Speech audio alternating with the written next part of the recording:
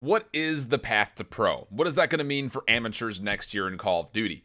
Well, I sat down with my buddy Andy, and between the two of us, we've covered 4 of the 5 seasons of the path to pro in Overwatch to give you an idea as far as what it might look like and what our expectations should be for Call of Duty and the amateur scene coming in 2020.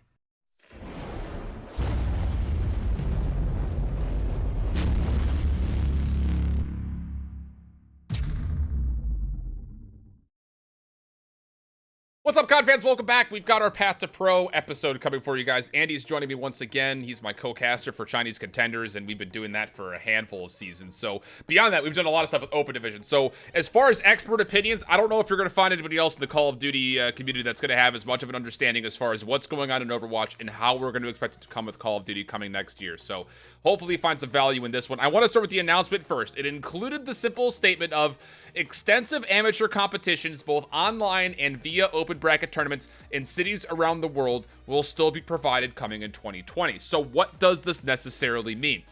Well, my first reaction, Andy, is that we're going to be seeing a Contenders-esque system with regional open events that'll be sanctioned by Activision and Blizzard. That's my first kind of general consensus about this, that there will be some kind of a formalized online scene, and then regional events, whether they serve as qualifiers or standalones, that's yet to be determined, but we should expect kind of a merging of the worlds between both what we know in Contenders and what we currently know from the Call of Duty community as the open events. I mean, it would almost make sense, right? You can't allow your game just to be circled around just like, oh, these are the best in the world too. Well, how am I supposed to prove that I'm the best in the world if I want to be able to do so? Which is well, you brought up the CMG network and what we were able to accomplish with them through the scouting grounds most recently. And that's something that really comes to mind. You saw, team names out there that then got to represent those team names and themselves at champs. Yeah. And well, they didn't do half bad, now did they? And that's something that you have to be on the fence about. Well, how did these quote unquote path to pro players get to off the path and just become a full-fledged pro player? Well, there has to be some sort of sub tournament leading up to it. In Overwatch, we have the tier 3, tier 2, and tier 1. Tier 1 obviously being the Overwatch League, tier 2 being the Overwatch Contenders path to pro, and then you have Overwatch's path to pro of Open Division.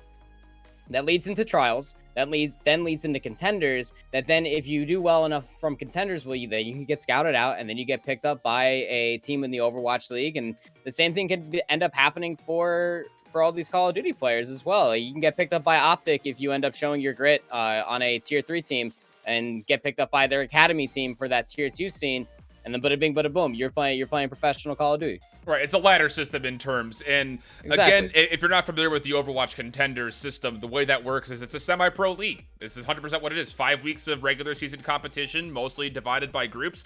The top of those teams get put into a playoff. The top playoff team gets put onto the world stage. We'll talk more about that as we get through, but I want to talk about the current problems that we're currently seeing with the Call of Duty Tier 2 scene, because simply put, there isn't one. Just let's be honest. There is not a tier 2 scene for Call of Duty right now. All we've known and what we've come to kind of expose ourselves to is game battles, which is individuals playing in 2v2s, 3v3s, or 2Ks or 1Ks as a team. But mostly, let's be honest, those are pickup teams with just random players that are your friends that you've played with before, that you're sitting there and saying, let's give this a go. And let's be candid, that's 90% of the open bracket teams that are out there playing at the open events from this year were pickup teams that were formed less than a week before the event actually started. That is not a healthy system, in my opinion, and being able to formalize this through an online league or through more regional-based qualifiers makes 100% sense, not only for players, but also for the orgs.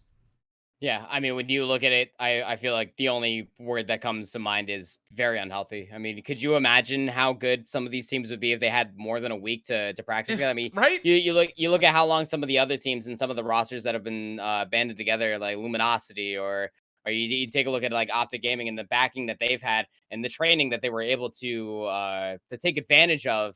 In a way, it's what was presented to them. But could you imagine in a world where, say, like Aspire was able to gain such training and such momentum heading into champs, how much better they would do if they knew what they Absolutely. were actually grinding for this entire time, and just being able to practice with that same roster going into it? Well, they probably would have performed even better. I'm not saying that they performed terribly. They had my eyeballs popping out of my skull, but like that's one thing you have to look at. Is like it's incredibly unhealthy. You want these players to be able to work towards something And when you go up on that champ stage for this example specifically, and they're able to take games, they're able to put up a fight against some of the what would be considered the world's best.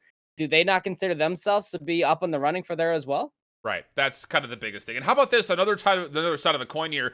Organizations are having a really tough time right now being identified with a certain roster. They have to be, they want to be represented when it comes to all these different locals. So, like, for instance, Aspire and RBL and those guys, they have like 3 to 4 different teams at a time because they want their name to be represented with rosters at each of these events, but they're not the same teams. They're not the same OLT teams when it comes to online tournaments as a whole. Let's be honest. When we did the scouting grounds, we had to go over 3 different RBL rosters because there was the actual RBL roster as they qualified as RBL for World Championships that wasn't participating in the scouting grounds. Then there was the actual RBL team, which went to Miami, didn't qualify, but played under RBL for scouting grounds. But then there was also the RBL Academy team that played in the scouting. It's too much. And organizations are running themselves ragged, trying to find as much representation as possible. And let's be honest, there has been very little exposure when it comes to OLTs and locals. And this kind of solves all of those problems.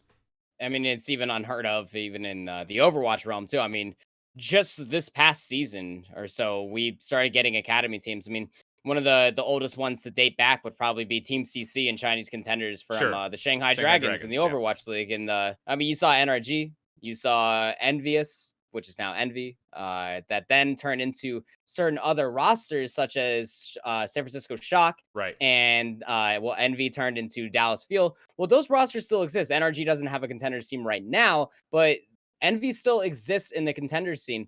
Not saying that they have a tier 3 team that we like to call it on their sudden path to pro to reach that tier 2 system, but the opportunity is still there that if you do well enough there, again, then you're able to go into that tier 2, that you're able to make it to that tier 1, and then you can find yourself battling yourself through those lower odds to make it all the way to the very top of either the Call of Duty champ or world champs, or you can end up making it to the Overwatch League. Exactly. And that's one thing you have to be looking at. Again, like, I hate that unhealthy is a word that I would commonly use for how this is previously set up, but it's nothing short of just that. It's very unfortunate. Without the structure, it becomes exponentially different, or like exponentially difficult when it comes to being noticed, I think is the biggest thing at the end of the day. I mean, even Exceed, he literally had to ask Parasite, get me on a team because nobody knows who I am, but I'm better than all of these kids. He literally said that in the interview. If you look back at the 32-on-32 in Sicario, and you saw what kind of performance he was able to have, imagine if there was a system in place where he didn't have to make that argument and make that conversation happen. He could just prove it. That's what we know right now in the Overwatch Contenders scene. Just to kind of give you a format, we're not saying that this is what's going to happen for the tier 2, but if there were to be a copy paste, this is how Overwatch Contenders is currently ran. You split the year up into 2 different seasons, one in the winter/spring, one in the summer/fall.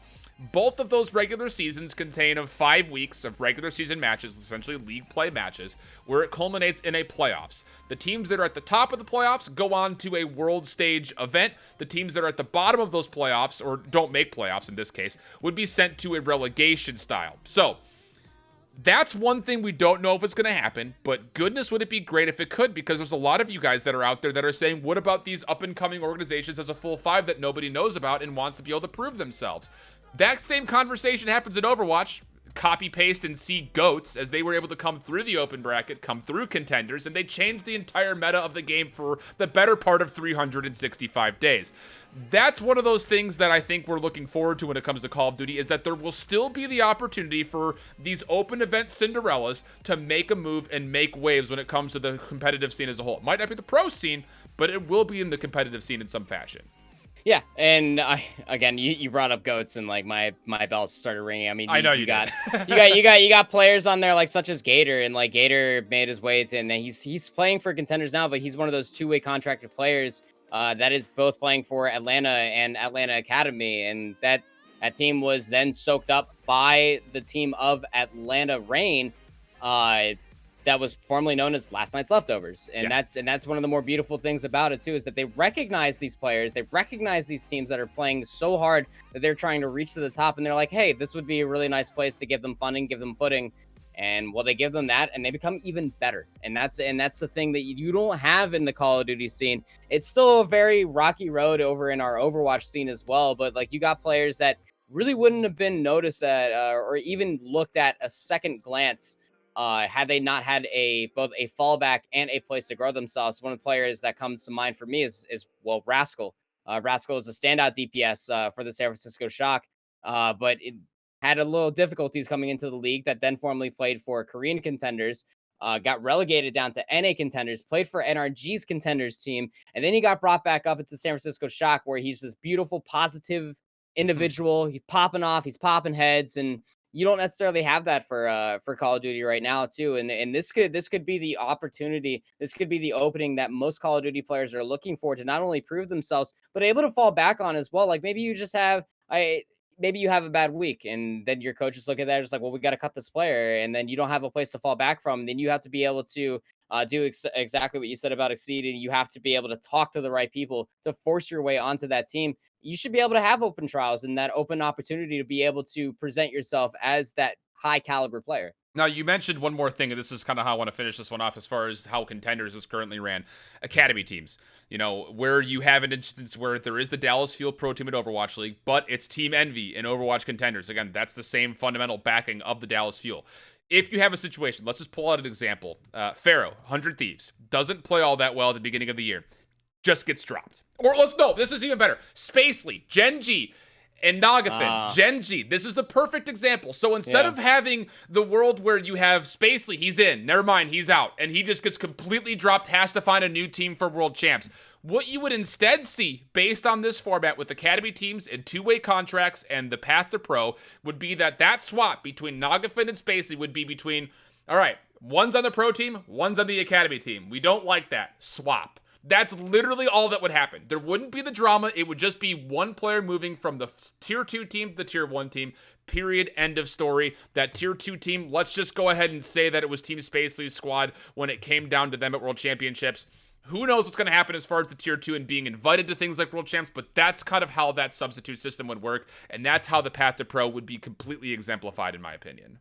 That's the scary part too. I mean, even as individual, you have fans, right? Like you have Exactly. you have people looking out for you like that too, and like you have a fallback, and that's it. That's again going back to that second point, and that's the beauty of academy teams and the beauty of the whole path to pro sequence.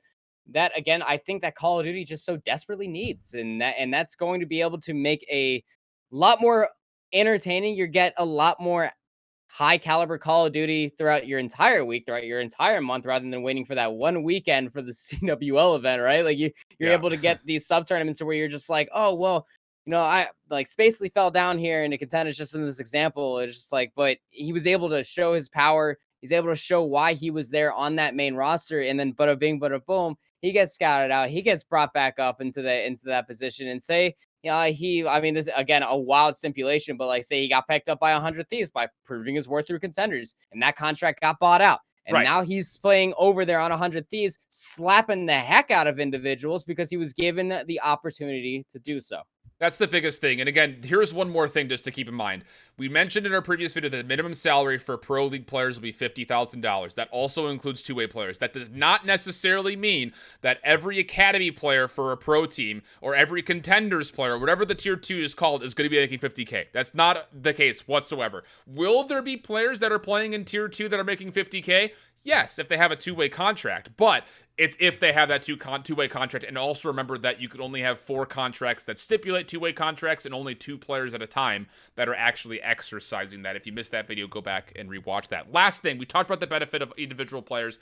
This could not be better for organizations that are up and coming. You look at Sage, you look at Aspire, you look at RBL, you look at Hybrid, you look at Singularity, all of these organizations that have been just, we got to find a team to represent us at CWL London. We got to find a different team to represent us at CWL Anaheim.